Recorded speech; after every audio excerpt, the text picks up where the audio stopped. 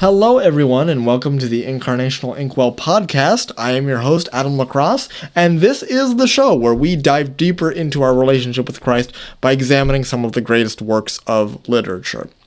If you like what I'm doing here, please do like and subscribe on my YouTube channel or listen on Spotify. I also have a podcast version, so if you don't want to see my face and you just want to listen to me, that's fine too. I've got it in both audio and video formats now. Just search for Incarnational Inkwell podcast and you should be able to find it. So, today we are starting off our Ancient World Lit season of the podcast by discussing the Epic of Gilgamesh, as you can see by the title. This is a phenomenal story about a man who, well, I'm not going to spoil much yet.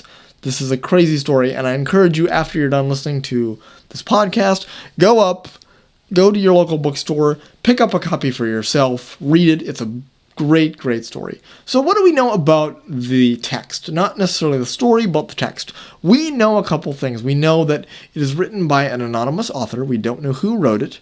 It was written in something known as cuneiform in Mesopotamia, which is modern-day Iraq. Now, cuneiform, it's kind of like hieroglyphics, but instead of being written kind of on stone or on parchment, cuneiform had to be kind of carved in, wedged into these clay tablets. We don't have any real existing writing, except for maybe some trade documents, and then, of course, the Epic of Gilgamesh itself.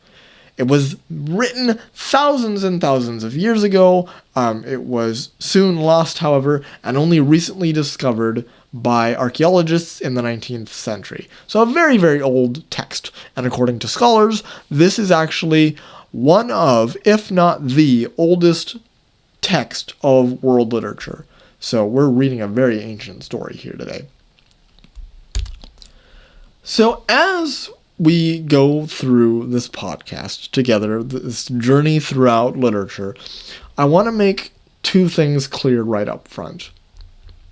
The first is that I'm going to be following, when applicable, usually in maybe short stories or novels or plays, I'm going to be trying following something called the hero's journey. It was a theory developed by a scholar named Joseph Campbell, and he says that basically the hero, all stories of heroes are the same, they just go about it with different details, but I will explain more about the hero's journey as it goes along, and hopefully throughout the course of this podcast, you'll be able to pick up on the hero's journey the more and more you read literature. Second thing, I'm going to do now what I like to call a beginning examination. What that basically means is I'm going to take the first sentence of a text or the first line of a poem, and I'm going to read it out loud, and hopefully by that we can be able to see what kind of story we're dealing with here. Because I firmly believe, having written and read plenty in my life, that if you can't hook your readers with the first line of your poem, or if you can't hook your readers with the first sentence of your story, then it's not going to turn out well for you. They're going to be more keen to kind of jump ship and stop reading because they weren't hooked in the beginning. So what is the beginning of the Epic of Gilgamesh? The Epic of Gilgamesh begins, quote, "He who saw the wellspring, the foundations of the land, who knew the ways, was wise in all things. He it was who inspected holy places everywhere. Full understanding of it all he gained. He saw what was secret and revealed what was hidden. From a distant journey came home, weary, at peace, engraved all his hardships on a monument of stone. He built the walls of ramparted Uruk, the lustrous treasury of hallowed Eanna." So that is basically a summary of the Epic of Gilgamesh. It is this man who was in charge of defending this great city of Uruk. Gilgamesh is the king of Uruk. He is a proud man. He goes off, gains all sorts of knowledge, but then, as we shall see, he has a bunch of hardships too, and he has to come home empty-handed. A little bit of a spoiler alert if you haven't read the epic. So, what kind of man is Gilgamesh? Gilgamesh, as I said, is the king of a city known as Uruk, which again is in modern-day Iraq. He is very tall, he is very handsome, and he's also a demigod, but he's not your typical demigod. He is, instead of half and half, think like Hercules or Perseus from Greek mythology, instead of being half and half, he is actually 2/3 divine. He's 1/3 human, and 2/3 divine because he has a mortal father and a goddess for a mother. Now, Gilgamesh is a very proud man, especially in these early opening chapters of the story. He lives a life of debauchery and pleasure, and he especially delights in taking bridal women. So what that means is that a woman would get married, and on her wedding night, before she and her husband had sex, he would kidnap the bride, have sex with her, and then return her to her husband. So he is quite the womanizer, he just wants what he wants, and because he's king, he gets what he wants. And the gods are quite displeased. They feel that Gilgamesh is getting too big for his britches. He's got too much power. So the gods create, a man known as Enkidu, and Enkidu is what's known as Gilgamesh's foil.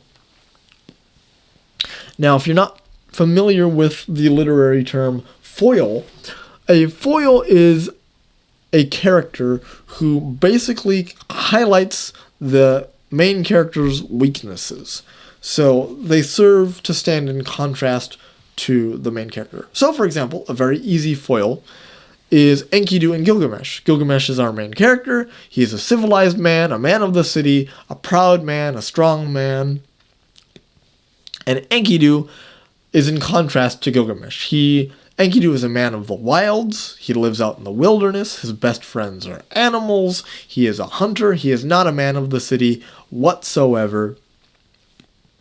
And so we're going to see, especially a little bit later on in the story, this clash between civilization and wilderness, chaos and order. Do we become civilized, or do we remain in the wilderness? So the gods send Enkidu the hunter down to Gilgamesh, and they're like, Enkidu, dude, you have to stop Gilgamesh from taking these brides away from their husbands. So Gilgamesh is sitting at a wedding party, waiting for his moment to kidnap the bride. Enkidu storms in and basically challenges Gilgamesh to a wrestling contest, and both of them, they're equally matched. But both of them wrestle so roughly that they end up tumbling out of the wedding hall and almost break the doors off of the hinges. But after that whole big fight, they dust themselves off, and Enkidu and Gilgamesh become the best of friends. They become inseparable from this point on. Now again, Enkidu is a foil to Gilgamesh.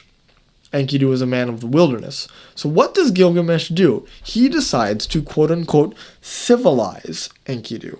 How does he do that? Well, he sends Enkidu to live for a week with a prostitute.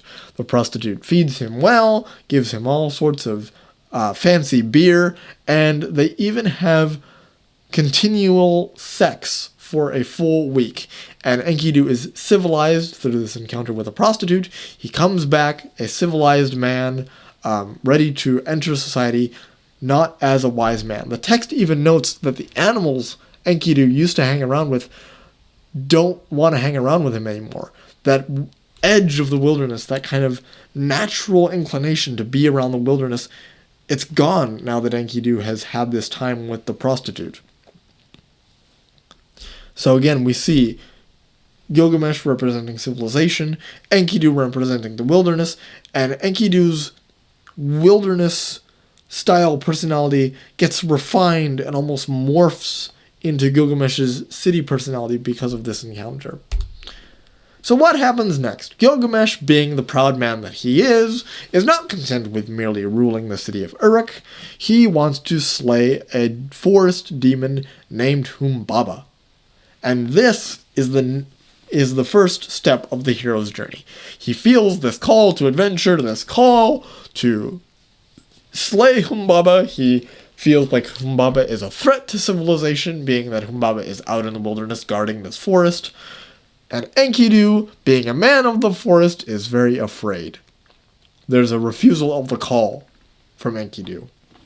Enkidu tries to warn Gilgamesh, and he says, quote, Humbaba's cry is the roar of a deluge. His maw is fire, his breath is death. You can hear rustling in the forest for 60 double leagues. That's chapter 2, lines 162 to 164.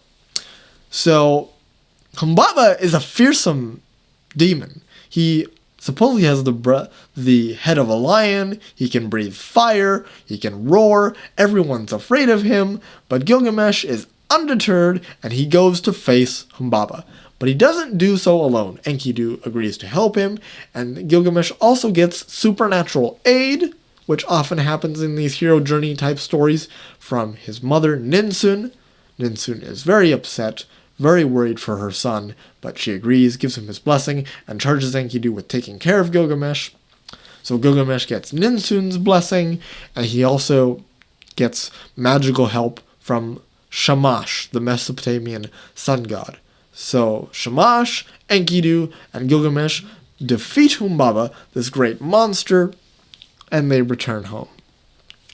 Now, the monster, of course, is nothing new in terms of the hero story. There are plenty of monsters in heroic epics, heroic tales. Again, think of mythology, easiest example, think of things like the Chimera, or the Hydra, or the Kraken. There are these monsters, there are these forces that the heroes must face, and by doing so, they become stronger. Maybe some of their personality changes due to the encounter, and Gilgamesh definitely meets his match with Humbaba like he did with Enkidu, but he knows that he's a civilized man. Humbaba is a demon. Humbaba is a creature of the wild. And he here shows that the power of civilization can defeat the wildness, the wilderness of Humbaba. So we see, again, the subjugation of civilization overcoming wilderness, overcoming Humbaba. He can atone, finally, for his mistakes, and he does this more now, not so much out of glory, not so much out of pride, but he goes home, and he's really ready to be a good, wise king and defend his kingdom out of a sense of honor and not pride. So Gilgamesh returns home, and who should be waiting for Gilgamesh but the woman Ishtar? Now, Ishtar is a Mesopotamian goddess of lust, of beauty, of sex. And Ishtar wants to have sex with Gilgamesh. She wants to become his wife. But Gilgamesh knows Ishtar all too well. He knows that she's basically a slut. She's slept with plenty of men and tossed them out like sex toys. And Gilgamesh is having none of it. Ishtar is very angry because no one says no to a goddess. So she summons the great bull of heaven, this heavenly bull that tries to kill Gilgamesh. She fails, and Enkidu ends up killing the bull and actually attacking Ishtar with one of the bull's legs. He rips off the bull's leg and thwacks it at Ishtar. Ishtar's mad, and in her rage, she kills Enkidu. Enkidu is dead, and Gilgamesh is devastated. His best friend is gone, and there's nothing he can do about it. So he roams the earth. He knows that even though he has the powers of a demigod, he is still mortal, he can still die. So he goes to meet a woman known as Siduri. She has a tavern on the end of the earth. I don't know why there's a tavern on the end of the earth, but this is a myth, and I'm just going to go for it. So I'm just going to go with it. Siduri tells Gilgamesh that she needs to find a man named Utnapishtim. Utnapishtim is an immortal man who survived a flood that the gods sent, and maybe Utnapishtim can give Gilgamesh the secret to immortality. Now I want to stop for a sec, because you may be thinking, okay, Utnapishtim, flood, immortal, there's maybe a connection to the Bible here, and you would be right. A lot of scholars have drawn connections between the biblical story of Noah and the Mesopotamian myth of Utnapishtim. But there's one big difference, basically. That big difference being the reason for the flood. In the Bible, we know that God sends the flood because he's disappointed with humanity, and it's an act of both justice and mercy. He washes away the sinfulness of the world so that Noah, the righteous man, and his family can start life anew following God. In the Epic of Gilgamesh, the gods, multiple, send down the flood. Why? Because the humans were being too noisy. The humans were giving the gods a headache, and the gods were like, screw it, we're gods, we can wipe out all of humanity, we don't care anymore.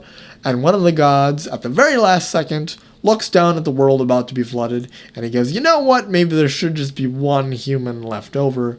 So he pops down to Earth, tells Utnapishtim to build a boat. Utnapishtim does, and he and his family are safe. And the gods are like, you let Utnapishtim live? And the one god's like, yeah, I guess, I suppose. The gods are impressed that Utnapishtim survived, so the gods grant Utnapishtim immortality. After hearing this whole story, Gilgamesh is like, okay, you're immortal, how do I become immortal? And Utnapishtim's like, alright, if you really want to become immortal, you need to pass a test for me. See if you can stay awake for 7 days and 7 nights. Now, I should mention, Gilgamesh has walked all the way from the end of the earth to find Utnapishtim. He's been walking a long way. And even though staying awake for 7 days and 7 nights is impossible, he, being the prideful man that he is like, no worries, I got this, I can do it. And he stands there and immediately plops down on a rock and falls asleep. Utnapishtim decides to give him one more chance. Utnapishtim is like, alright, there is a plant down in a nearby river. Swim down, grab the plant, and as long as you have the plant in your hand, you will be immortal. Gilgamesh is like, alright. So he goes, finds himself a boatman named Urshanabi, and he finds the plant, grabs the plant, and as he's traveling home down the river, he's like, you know what, I'm going to stop and take a bath. I earned a bath. It's been a long journey. I'm just going to stop, take this bath. So he sets the plant down on the shore, takes a bath in the river, and what do you know, whoops, a serpent comes along and steals the plant, eats it up, and Gilgamesh is devastated. He cannot believe that his plant is gone. So he goes home, and he knows now, he knows now that he can't be immortal. As much as he'd like to be immortal, as much as he'd like to live forever, death comes for everyone. So he goes home, and he's content to merely rule the city of Uruk. He promises to rule as a wise king. He promises to watch over it and guard it, and that is where the story of the Epic of Gilgamesh ends. So, what can we learn? I think we can learn a lot from Gilgamesh's behavior, his transformation, the lessons he learned, the mistakes that he made. Hopefully we can see maybe a bit of our own pridefulness in Gilgamesh. Maybe we think that we're on top of the world, and maybe we've done some pretty good things, pretty great things, pretty noteworthy things. Probably not slaying a demon like Gilgamesh did, but maybe we're getting too big for our britches. Maybe we need to be humble, like Utnapishtim. Utnapishtim just did what the gods told him to do. Utnapishtim built the boat, and as a reward, he was given immortality.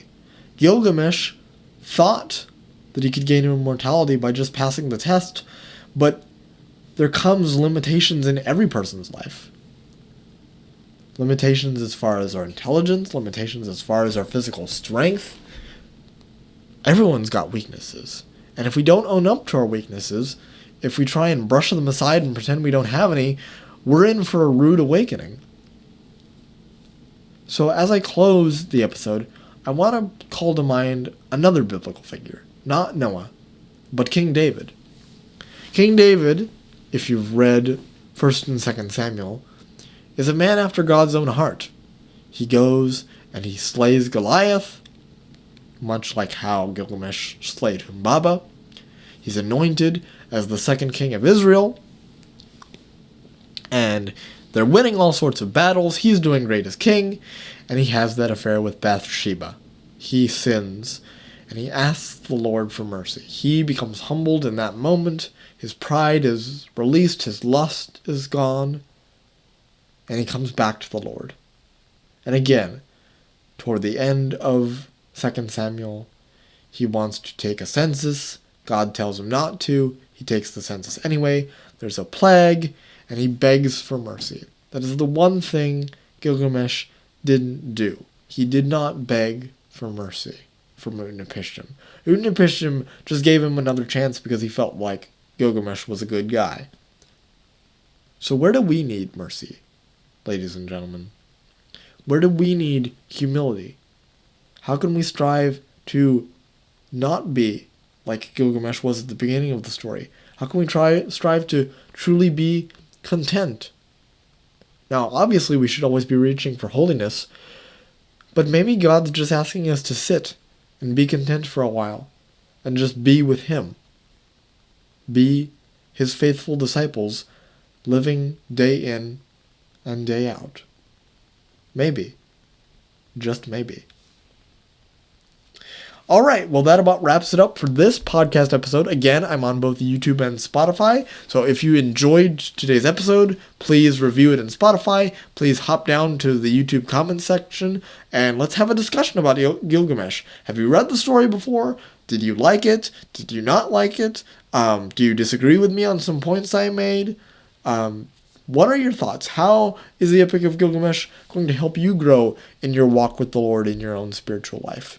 I look forward to seeing the discussion, and I will see you guys all next time. God bless.